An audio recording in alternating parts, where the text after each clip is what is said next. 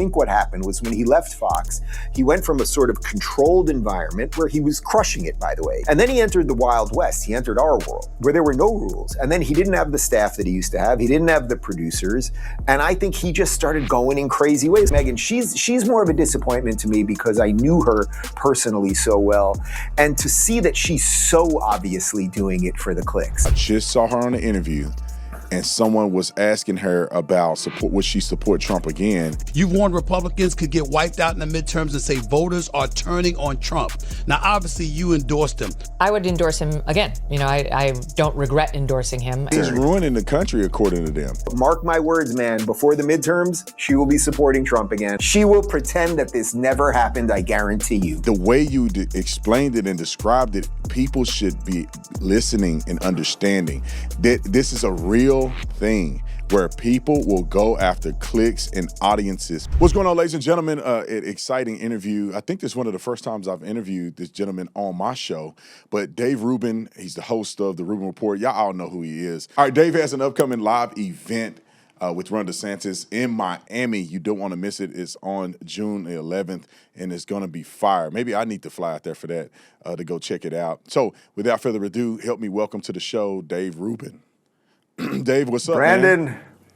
It's good to see you, my friend. You know, I don't want to read the whole list that I have here in front of me, but you are currently ranked 7th on my top 10 sane people of the internet list right now. It moves every week. You're usually in the top 10. You are 7th right now, so all right, cool. You can do with that what you will. I don't know if you want to. We don't send awards or anything. I gotta work harder, man. I need to be number 1 at some point. But no, I appreciate that. It is a short list for sure of people who have intelligence and sanity and that are just reasonable. But before we get to that, because I want to talk about the fall of some of the conservative movement. They're not conservative anymore, in my personal opinion. I think they're psyops. But I want to talk first about the event with Ron DeSantis. I think that's incredibly interesting. It's incredibly important. Can you tell us a little bit about the event in Miami on June the 11th?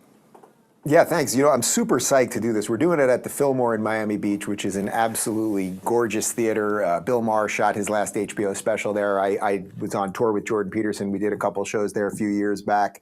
And the idea here really was, you know, DeSantis is rolling into his last, half year basically as governor of the freest state in the union, the citadel of freedom, as he calls it, and really the model for what a future successful America could look like. And I thought, could we do a real celebration of that with him?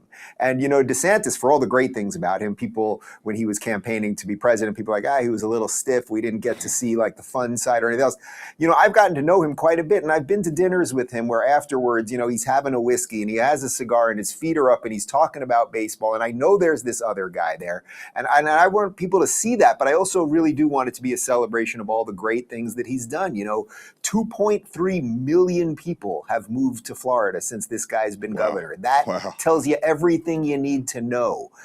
You've been here and you've been to my house and you know what it's like to see a place that is just flourishing and working. And I'm so proud to be a little part of that. So we're going to have the governor. We're going to do a live Rubin Report. So I'm going to write the show that morning with that day's news. Then we'll do a sit down with the governor. Adam Carolla is going to do a little bit of stand up. We got Ben Shapiro coming in for a little bit and Jillian Michaels. And we're just going to have fun. I mean, I'm hearing rumors of tequila. I know you're a whiskey bourbon guy, right? Yeah, I'm a bourbon guy. Man. Yeah. I know. I'm trying to push all my conservative friends. I'm trying to push everybody to tequila. So there'll be some tequila. And it's just going to be fun and just an acknowledgement of a guy who deserves some acknowledging here. We'll see where he ends up in the future. And, there's all sorts of rumors that maybe he jumps to the administration or something. But he's just done such good work here. And I just wanted to help celebrate that a little bit.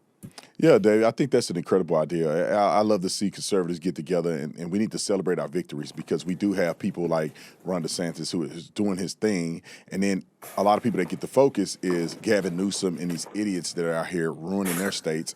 So, yeah, Florida is been incredible, man. Every time I go to Florida, my wife, sometimes she says she want to move to Florida, and I'm like, it's just way too far for me. I got to move. We moving all the way across the country from Arizona.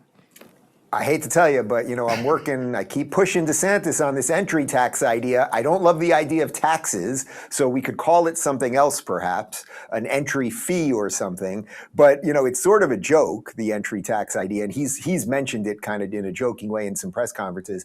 But at some point, if Cali continues to go the way Cali's going, which it's showing no signs of reversing, if New York, and you look at the city under Mamdani, if they keep going that route, well, everyone's going to keep coming here. And at some point, I actually don't think it's unfair or unjust to say to somebody, hey, all you billionaires, millionaires, but just regular folks too, you guys are all coming. Well, maybe for the first year that you work here, the state gets 1% of that, and 100% of those proceeds have to go to building infrastructure, because we're building fast, and we do it without fraud. So, we can do things on the cheap, and we don't, we have no state income tax, as you know, too. So it's not like we need money per se. He's also trying to get rid of property tax, but it's like, throw a little skin in the game. You're going to now be part of the beautiful thing that we've created here that represents all the good pieces of America and freedom and capitalism and all that. Maybe there's a little something you could throw in. And by the way, I say that with all due irony. I've only been here, I'm rolling into my 5th year in December. Will be our 5-year anniversary. If they tell me I have to pay it retroactively, I'll pay something. I just think we have to, you're right, we have to celebrate the wins and show people it does not have to be this way. Most people forget that when they're living in some of the places we just mentioned. Yeah, incentivized giving is always a positive thing, in my personal opinion. When you love the state, you want to give back. Just like my state, your state of Arizona, I love this state. It's been very good to me in my business. You don't have to pull my arm to say, hey, we're going to do something legitimate, and we're going to do it without fraud. We're going to make sure that when we say we're going to build something, it's going to be built, and it's going to be timely, and it's going to be efficient. Come on, let's do it, because I do, believe in what we do here. Well, I love what you said, incentivize giving. So if you don't want to call it I don't know how realistic any of this really is, but if you don't want to call it an entry tax or a fee, what you could say is, hey, we just got these. Literally, I think we've gotten about a dozen billionaires in the Miami area alone just in the last 6 months or so. I mean, Thiel moved here. We know Sergey Brin is here. Ken Griffin is now down here. There's a whole slew of them that are coming down here, right? You could say to them, well, how about we do something to incentivize giving, where you guys are new here. You have a ton of money. We're thrilled you're here. Maybe for everybody that comes now, or if you've come in the last 5 years, for every dollar you donate, let's say, to the state to help improve the state services, donate, not forced taxation, they'll match it or something like that. Like, there really are creative ways to get all of us to have a little more skin in the game. Especially when you have people who are billionaires. A lot of wealthy people personally, and like a lot of wealthy people that I know, they're very generous. I don't think they're not as greedy and weird like some of the socialists are saying. Like, they're looking for ways to invest their money and make it reasonable, right? I mean, if you can tell a billionaire, hey, invest in the city, and then there's a kickback that you can get, that's legal. Invest in the city, you could do this, or bring more billionaires to the city and we could do this, because there's no billionaire that wants to have a city and no real infrastructure, whereas traffic is out of control and all these other things. I think they love what Florida has to offer, and they're willing to give. I want to get to some of the topics related to the movement. I know you talked about it probably till you turn blue in the face on your show, but I saw a clip of you, and it crossed my feed, and I was like, thank goodness that we have sane people that are talking about this. It was about Tucker Carlson and that dumpster fire of an interview he did. And then Megyn Kelly goes on literally like Stevie Wonder, as if she can't, I know, Helen Keller, she can't see or hear what happened on the freaking New York Give Stevie Times a little thing. credit. The guy can hear. Yeah, at least he can hear. She can't hear or see.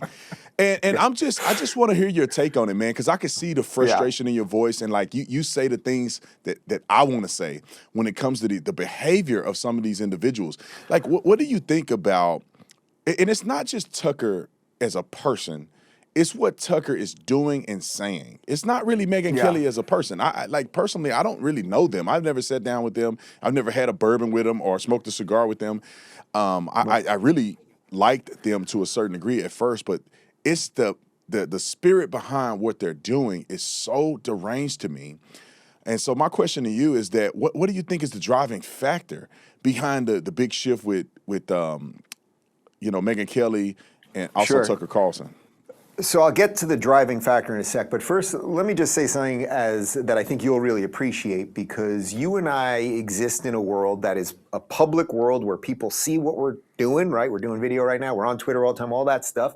And then also a lot of us become kind of friendly together, or we know each other. Megyn's been to my house and drank tequila with me and ate my chicken parm and sent my kids gifts when they were born. And I gave her advice when, she left Fox and then she was trying to go independent. You know, I was independent basically before anybody. So I think I was one of the first people she came to. She blurbed one of my books. Tucker blurbed one of my books. I have tried over the last year to reach out to both of them privately as I saw things going askew. I never, for example, Brandon, if you and I had I'm sure we have some political disagreements. I don't really care what they are. You're a great guy. You love America. Like, you want people to be free. So it's like, who cares, really, if you have some political disagreements? But let's say there was something that you and I really disagreed on, hardcore. And I saw you making a video that I just absolutely thought was awful or whatever. 100%. Before just attacking you on Twitter or anything else, I would text you. I have done this with many people over the years. I used to try to do it with Candace. I mean, I've been through the ringer with a lot of these people. But 100%, even though I don't know you super well, I think really the only time we actually broke bread together, ironically, was at Candace's wedding. Yeah. And I was sitting between you and your wife and Charlie, and then his then fiancée, Erica. It's the only time I ever met her. But the point is, for those of us that do this publicly, there's the sausage making part of it, where we all kind of know each other at various levels, and that can be tricky when some of the crazy stuff starts happening. So look, I think there's two different things happening here when it comes to them. I think that Tucker needed desperately the rules that were around cable news.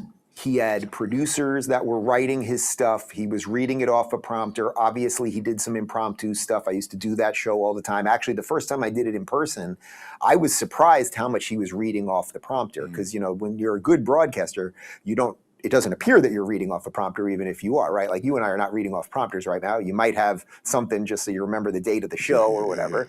But I was really surprised how much he had been reading off that. But basically, I think what happened was when he left Fox, he went from a sort of controlled environment where he was crushing it, by the way. And that's why I was always thrilled to go on his show, and it was #1 show and everything else. And then he entered the Wild West. He entered our world, where there were no rules. And then he didn't have the staff that he used to have. He didn't have the producers. And I think he just started going in crazy ways. So if you look at the beginning, literally, if the first show that he did as an independent person, you know who the first guest was? It was Douglas Murray. Oh, yeah. Douglas Murray, wow. Who he said something to the effect of is the greatest thinker of our time, and someone, if I was ever going to launch a show, should be the first guest.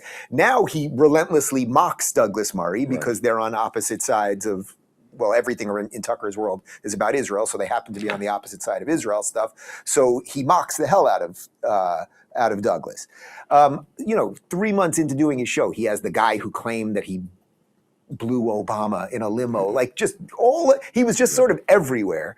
Then I think what happened with him was he saw the energy around this Fuentes kid, and he was like, I want that. And the sickest part of all of what's happened, post Charlie's assassination, is that 3 months after Charlie's assassinated, Tucker brings Fuentes on to glaze him. Now, he could put whoever the hell he wants on his show. That's just fine, just like I can and you can.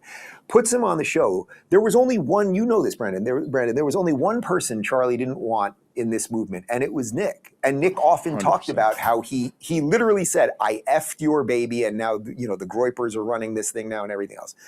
So within 3 months of his death, if you're friends with Charlie, why would you put on your show the one guy he wanted on the outside, and then not criticize him at all when when Tucker wants to go after somebody? Look what he did to Ted Cruz, look what he did to Mike Huckabee, et cetera. He can be as combative and push back as much as anybody, right? So I think what happened, two things happened there. Tucker was like, I want that. and then really went in on it, right? And then started getting clicks and attention and everything else. And they're cable news guys. You have to remember, Megyn and Tucker, they come from that world. They're like trans people now, in a way. They think they're like pretending they're us, but they're really still cable news people. So what they care about is attention and views more than anything else.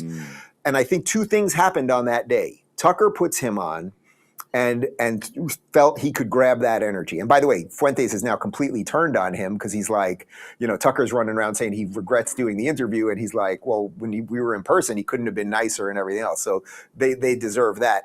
But then the other thing that happened that day was Megyn saw it. She saw it, and she was like, damn, that is shiny right there. I want some of that.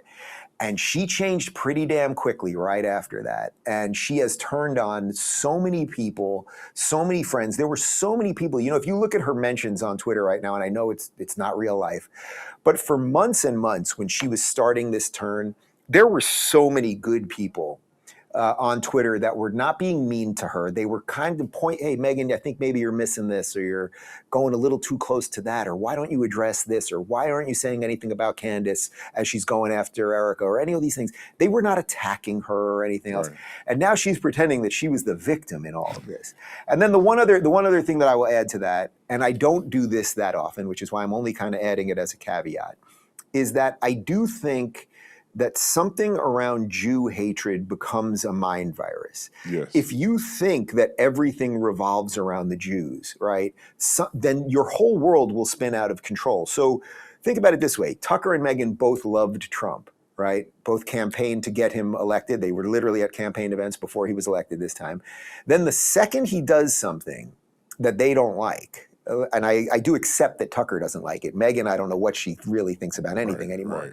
But then suddenly it's that Ben Shapiro and Mark Levin and Bibi Netanyahu controlled Trump. Or as Tucker said, so on one hand, it's like, all right, he's controlled by other people. But then in that New York Times interview, he also said that Trump is a sorcerer. And when you're around him, he can get you to do anything. So which is it? Is he being manipulated by Mark Levin, a 79-year-old AM radio host? And I like Mark, but you get my point. Yeah. Is he being manipulated by Mark Levin, or is he a sorcerer who can literally, the way he looks at you, you start behaving in different ways?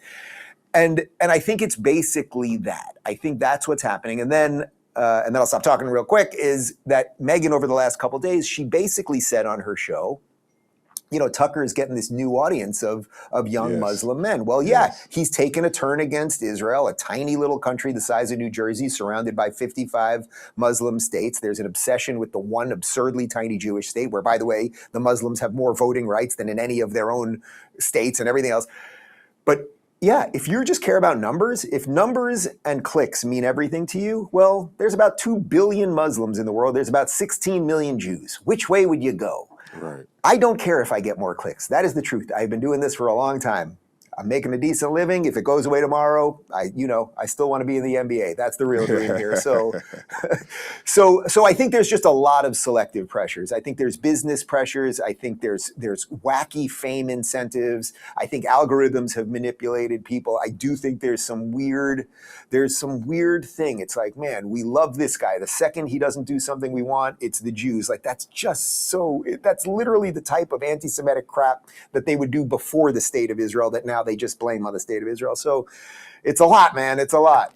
Yeah, but I think that I'm hoping that everybody that watched this paid attention and listened to exactly what you said, because some of the people who are on the outside, which they're not creating content like this, they're not in the circle. They can see it from the outside in part, but to understand in its totality how these things happen and how they function, the way you explained it and described it, people should be listening and understanding that this is a real thing where people will go after clicks and audiences, because you have to think about it like this. You and I have integrity, especially when it comes to this stuff. I never did this for money.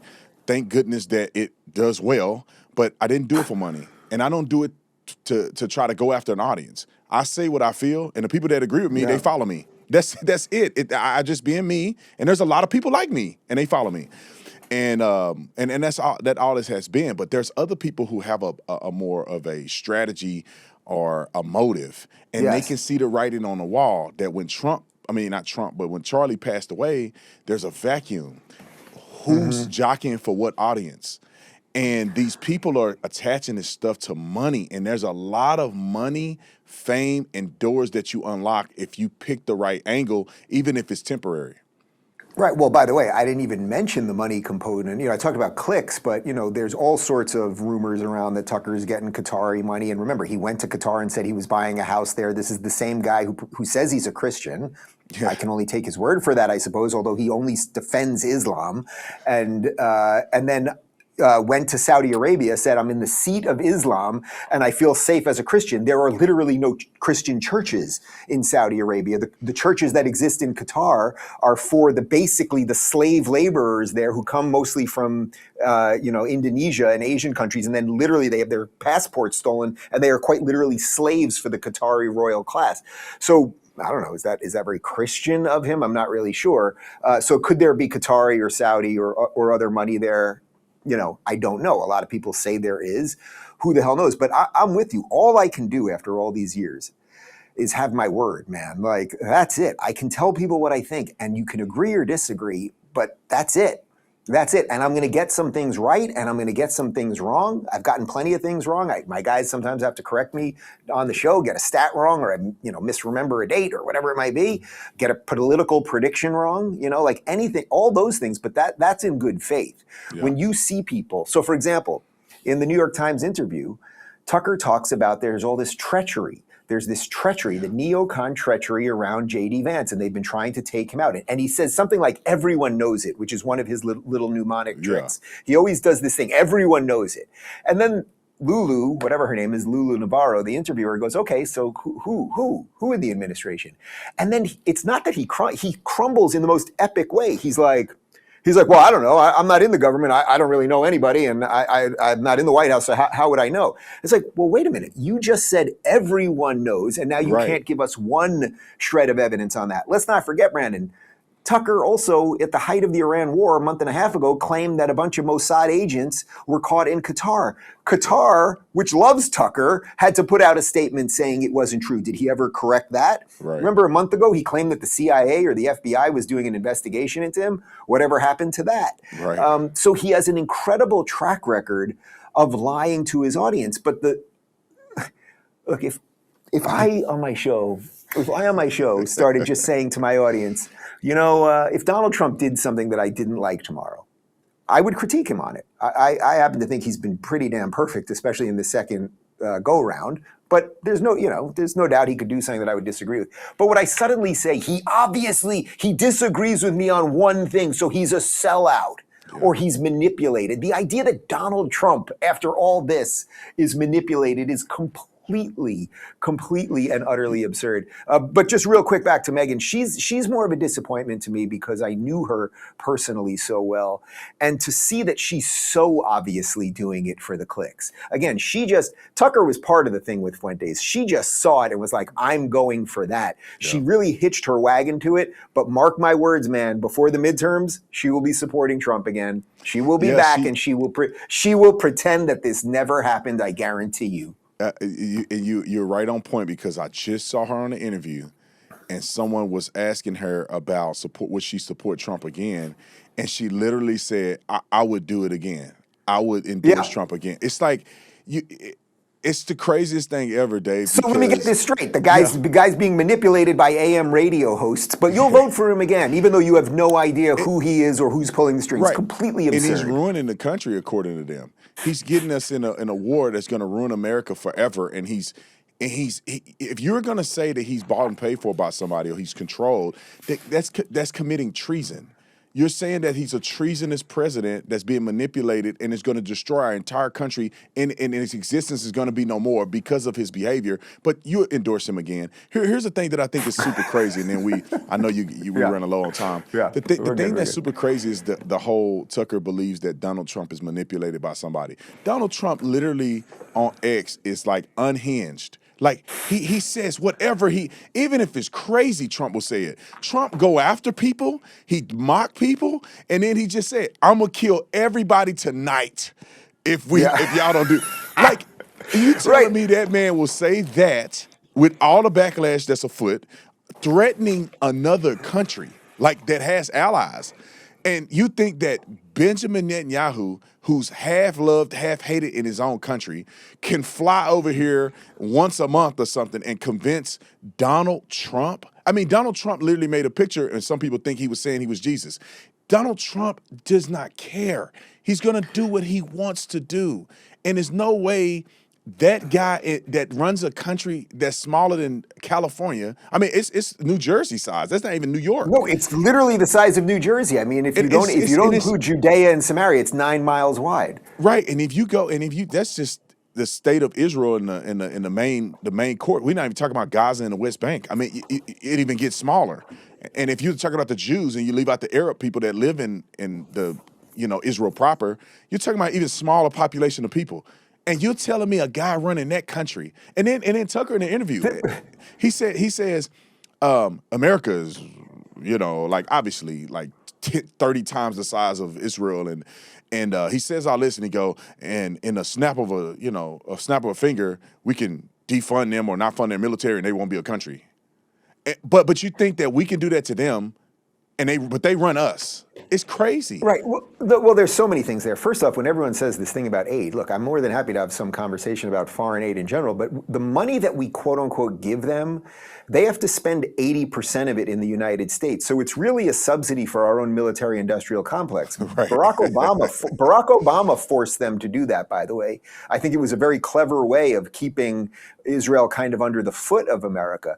If I was Israeli, and I'm not Israeli, but I would want to be as independent as possible. So they have to start creating more, and they are doing this. And because they are a world leader in AI and technology, as war changes, the idea of needing huge aircraft carriers, and the idea of needing all these planes and all this stuff, which as Hegseth has said multiple times, these are the two most effective armies in the world. So our enemies are not thrilled that we are partners, which is partly why these people are so apoplectic. But the point is, conventional warfare and the way we think of it is changing. I mean, it's all going to be drones and AI and robots and all the rest of it, and they are leaders in that. So the idea that we're just giving them money is not true. In a weird way, you could argue that we have a vested interest in keeping them at war because they need our tools for war.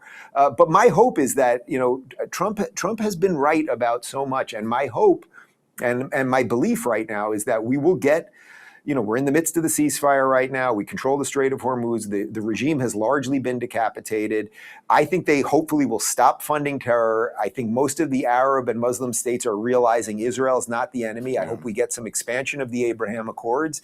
And then we could have some version of peace. It doesn't mean everybody there walking down the street of Riyadh is going to love the Jews, but if they go, okay, we're not going to dedicate our lives to destroying them, then we could have something peaceful. But again, if Trump just tomorrow, if he suddenly took all the opposite approaches, I wouldn't say it's because he's bought and sold. I would say he had a change of opinion, which, by the way, if you look at his track record for 40 years on what he was saying on Iran, the fact that Tucker and Megyn are so surprised by this is exactly what he said.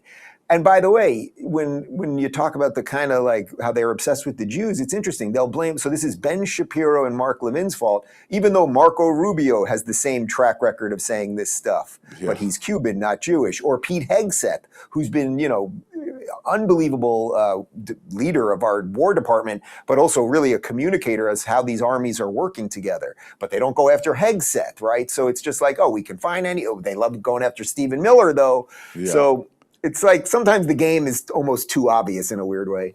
Yeah, 1,000%. I know we're running low on time, but hey, I want to just give a quick recap on the event. It seemed like it's going to be a tremendous event out in Miami. You're going to be Ron DeSantis is going to be there, Adam Carolla, Jillian Michaels, Ben Shapiro is going to show up. I don't know, man. I got to look at my clock, but there's going to be a good chance. You should come, man. I love Miami. Listen, Miami, I mean, it truly is the hottest city in the entire country right now. Like, everything's just booming here in the best possible way, and it's safe and clean. And new restaurants every day. Yes. We're going to give away some tequila. I'm going to get you on the tequila if it kills me. Hey, man, I don't discriminate.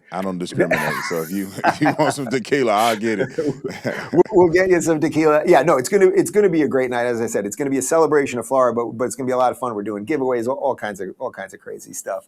And as I said, write the show that day, so it will be a one-time only. That's good. That's good. Well, awesome. Dave, thank you so much for coming on. Y'all remember it's on the June 11th at the Fillmore in Miami Beach. So God bless you, man. Thank you so much for coming on. And enjoy Brandon, the rest I of your just day. moved. It's good to see you, my friend. I just moved you to number 4. Oh, is that right? Yeah, there you go. Next interview, I'll be number 2. All right, we're gonna make it happen. All right, if I see get you, a little man. tequila, I'll be number 1. Oh, tequila, you're number 1. Easy, no problem. All right, see thanks, ya. Dave. Appreciate you, man.